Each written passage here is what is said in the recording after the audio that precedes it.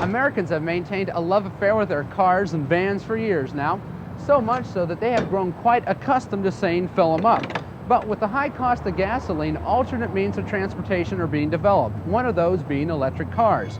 But the big question is, are Americans willing to park their gas guzzlers and drive away in their battery burners? With the prices as they are, it would be a good idea, I think. It would be nice. As long as it'd go fast enough and far enough, why, then I'd consider it. A lot of people, they get so used to the gasoline-powered car, and then a new idea comes along, and it's kind of hard to accept. Well, if it gave me less trouble than this one, I would probably accept it very readily. Well, I guess so. Anything new is hard for people to take. But after so long, when people can't afford to do nothing but get an electric car, it might be a different story. It's kind of strange. How long would you have to let it recharge? That question is short-circuiting electric car development right now. This is Chrysler's test model, the ETD-1. It's powered by 18 lead-acid batteries that need to be charged nightly. If conditions are right, its range is more than 120 miles, but that's tops. Plans call for 100,000 models to be produced by the mid-1980s at a cost of $6,400. General Motors appears to have the inside track in electric cars. This Electrovet is carrying nickel zinc oxide batteries, which can store twice as much energy as previous types. Its one problem, though, is the cost of battery replacement. It can run you up to $1,500 every other year. So with some of the basics down, what do you think now? I'd rather have the gas car. Unfortunately, that's a pretty common attitude. It's difficult to bring on a major change in someone's thinking over a short period of time.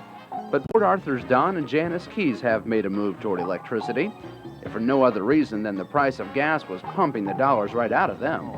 You know, we're all familiar with all the problems that you have with gasoline cars. You know, like it won't start, it's run out of gas and waiting in gas lines and all. We don't have that problem with electric cars. We're our own filling station. We just plug in any little 110-volt receptacle and we can recharge our batteries while we're not using it. But I found a driver and that's a start. Baby, you can drive my car. You have one terrific advantage of economical transportation.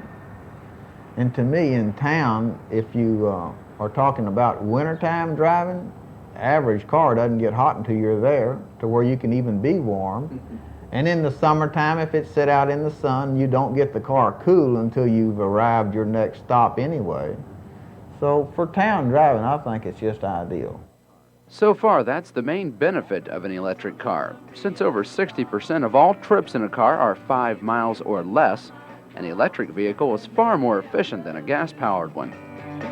Beep, beep, beep, beep, yeah. Beep, beep, beep, beep, yeah. But if it's going to be a short run, like anywhere in Port Arthur, my first choice is to go in an electric car. One reason, I mean, you know, it's a lot of fun to me. It's something different. A lot of people get a big kick out of you just driving down the street. You know, you get responses like they'll honk their horn and wave to you. And sometimes they're trying to figure out what it is. And we've had people pull up by us and say, how many miles do you get to the gallon? Don and Janice have become quite used to people looking and prying with their car. They use it for daily chores, although it's without the comforts of most cars on the road today. Heat, air conditioning, a radio. Despite these drawbacks, though, there is a bigger concern: running out of power when you're away from a plug.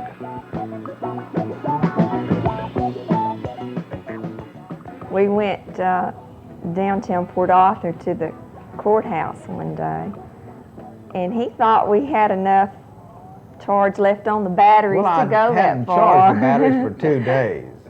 The car normally runs like 30 to 35 miles an hour, and right quick like it got down to where it wouldn't run but like 20 to 25, and I knew there was something wrong, and I decided, well, my first impression is to conserve as much energy as I can, and that is by going a little slower. So I dropped down to my medium speed, and that's another good 5 miles, or maybe further here. we had no problem at all going, although we didn't go but 12 miles an hour. We just kept right on moving. To avoid such situations, Don charges the batteries in his car every night. The cost of the electricity to run the car for 1 mile is around $0.015. That compares to about 3.5 cents for a gas-powered equivalent. But replacement costs on the batteries throw the figure up to 18 cents per mile. That's a bit high. So car companies are looking to lower the total. How soon that happens, well, no one knows for sure. But Janice is convinced their car is the new wave of the transportation future, and not some four-wheeled experimental flop, as some have claimed it to be. I think with the people becoming more conscientious about conserving energy and the fuel shortage, I really feel like that's going to play a real important part in the development of the car, because people are realizing that they're going to have some kind of an alternative, you know, as far as energy is concerned. And this is what a lot of our friends have expressed to us, you know, that they feel like it's probably closer in our future than we had ever realized. Now, I used to think that I was cool running around on fossil fuel until I saw what I was doing was driving down the road to ruin.